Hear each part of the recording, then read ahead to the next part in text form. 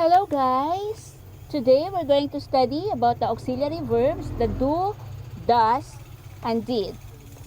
An auxiliary verb is a verb that adds functional or grammatical meaning to the clause in which it occurs as to express tense, aspect, modality, voice, emphasis, etc. In the simple present tense, do will function as an auxiliary to express the negative and to ask question. So, in expressing the negative and to ask question, we have here examples. Number 1, I don't study at night. Number 2, Anne doesn't work here anymore. 3, do you love me?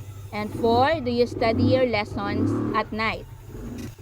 The number 1 example, I don't study at night, expresses negativity. Okay? Don't is negative. Do and not, and that is contracted, and that becomes don't. You see, there is an apostrophe, meaning something is missing. The O. Okay? For do not. The example number 2, and doesn't work here.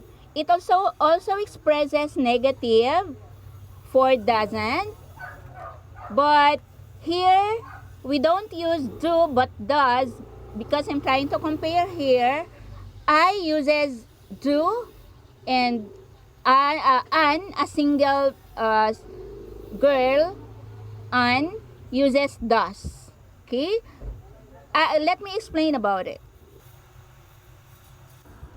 Anne is in the third person. I'm not talking to Anne, okay?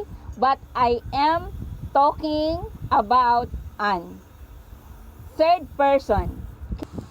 If I say, Anne and John don't work here. So it changed from does to don't.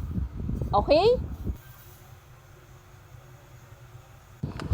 In the third example, do you love me?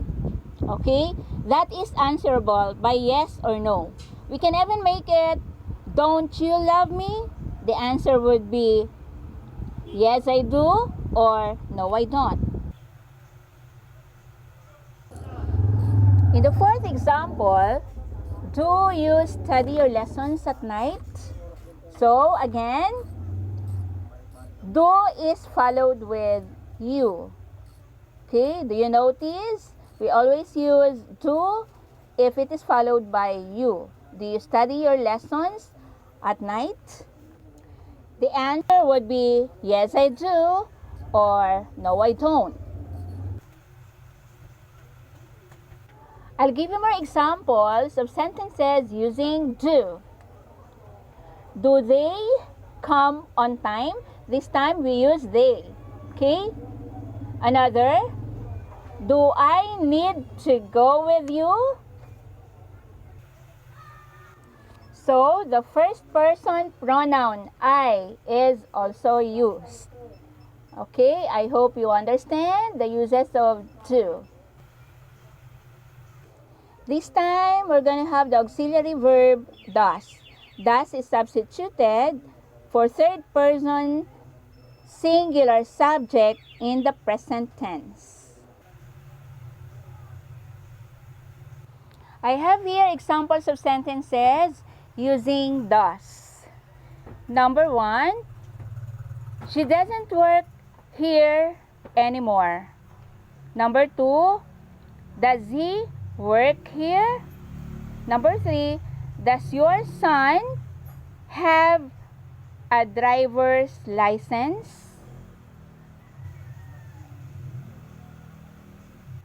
The first example expresses a negative statement. The second and the third examples express question, okay, and are answerable by yes or no.